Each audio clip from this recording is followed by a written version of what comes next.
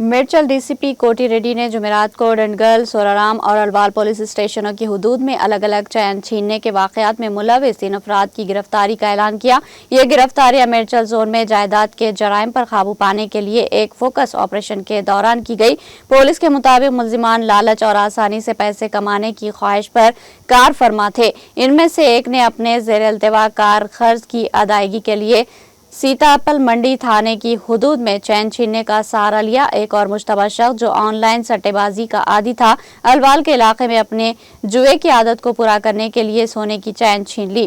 تیسرا ملزم جو ڈیلیوری ایجنٹ کے طور پر کام کرتا تھا، ڈونڈگل کے علاقے میں الگ تھلگ سڑکوں پر پیدل چلنے والی اکیلی خواتین کو نشانہ بنایا اور چوری کی وارداتیں کر کے فرار ہو گیا۔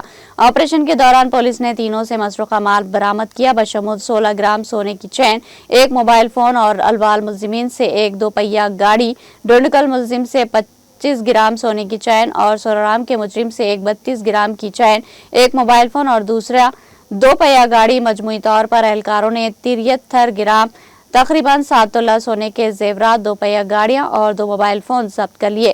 گرفتار افراد کو جوڈیشنل ریمانڈ پر جیل بھیج دیا گیا۔ ڈی سی پی کوٹی ریڈی نے کہا کہ پولیس اس طرح کے جرائم کے خلاف کریک ڈاؤن کرنے اور میڈچل زون میں عوامی تحفظ کو یقینی بنانے کے لیے اپنی کوششیں جاری رکھے گی۔